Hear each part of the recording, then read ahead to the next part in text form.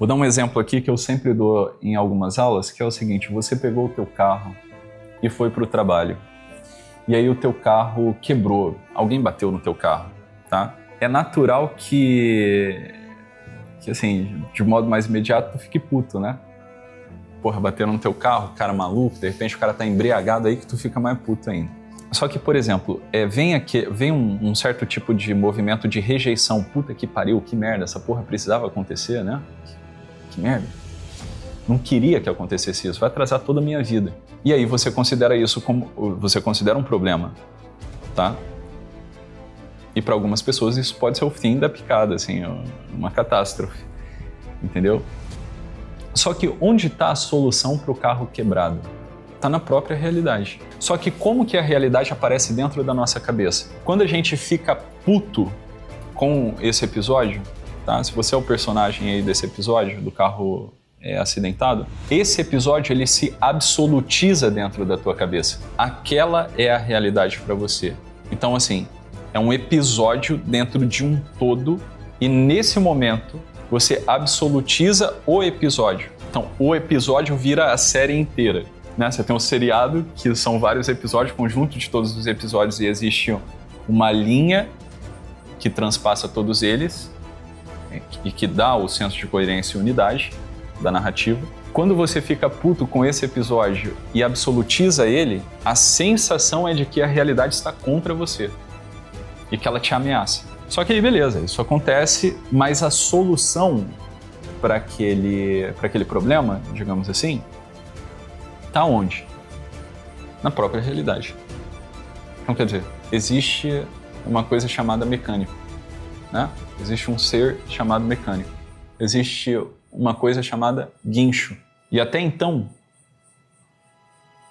existia uma coisa chamada carro, que agora está quebrado. E essas coisas estão na realidade. O carro quebrou, mas existe uma coisa chamada ônibus, que não foi você que criou. Existe alguém chamado motorista de ônibus, BRT, que não foi você que criou. Existe uma coisa chamada corredor de ônibus, que não foi você que criou. Então, quer dizer, quando você absolutiza um episódio que para você é desconfortável, pronto, tu perdeu de vista o senso religioso. Ou seja, ele ficou deficiente. A atividade da tua inteligência, ela sofreu, como se você tivesse tido um lapso intelectual nessa hora. Então você inverteu a ordem das coisas, digamos assim. Você inverteu você trocou aquilo que é substancial por aquilo que é acidental. Você transformou acidente em substância.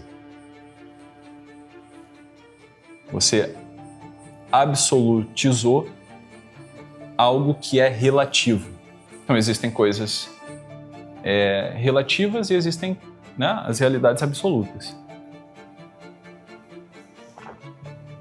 O que fere o senso religioso e que causa uma desorientação numa pessoa é absolutizar aquilo que é relativo. E aí vem a pergunta: Tiago, então o que é absoluto e o que é relativo na vida? Para que eu não perca mais o eixo da minha vida. O que é absoluto é a própria realidade. Enquanto conjunto, enquanto unidade. E o que é relativo? Todos os elementos dentro dela. A verdade é absoluta ou ela é relativa? Tá? No sentido prático, todas as verdades são relativas. No sentido de vida concreta, tá? Todas as verdades são relativas. Elas são relativas àquela ocasião. Entende? No sentido lógico, no sentido do pensamento, no sentido lógico, aí beleza, você tem verdade absoluta. Né? A verdade absoluta, no sentido lógico, no enunciado lógico. Agora, no terreno da concretude da vida, todas as verdades são relativas. Porque nós não somos anjos. Nós não vivemos assim a vida do espírito puro, tá entendendo? Da lógica. Nós temos corpo. Então nós estamos inseridos num determinado lugar, num determinado dia, numa determinada circunstância, sujeitos a 1001 elementos. Então, quer dizer, quando a verdade aparece, ela aparece relativa, se relacionando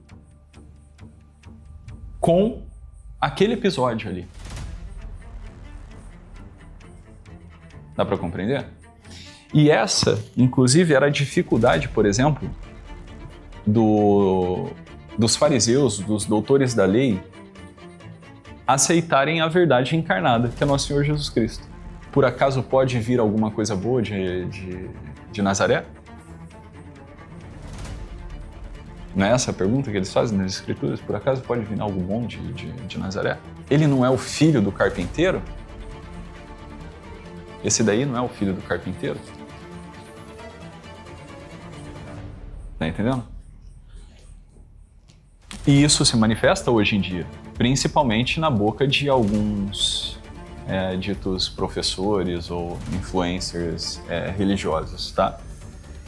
Não, a verdade absoluta, não a verdade absoluta. Então, perceba que essas pessoas elas estão sempre raciocinando a respeito de ideias e elas nunca conseguem costurar as ideias com aquilo que é concreto na vida, entendeu? Então, por exemplo, eu sei que a maioria das pessoas que estão aqui, vocês estão aqui porque vocês têm algum segmento religioso. E muito provavelmente vocês são contra o comunismo, contra o socialismo, etc. Mas, por exemplo, Marx estava absolutamente errado, Hegel estava absolutamente errado, Kant estava absolutamente errado, o Antônio Gramsci estava absolutamente errado, tá entendendo? Porque não tem como você estar absolutamente errado. Absolutamente. Essa é a primeira coisa. É impossível você estar absolutamente errado, porque você percebe o mundo real. Então, onde você erra? A nível, digamos assim, lógico, tá entendendo? No juízo que você faz a respeito de algumas preposições. Então, você tira conclusões erradas. E essas conclusões erradas a nível intelectual e de pensamento é o que te leva à tomada de decisões erradas, digamos assim. Então, veja, é impossível alguém estar absolutamente errado. Agora, é muito possível alguém estar absolutamente certo.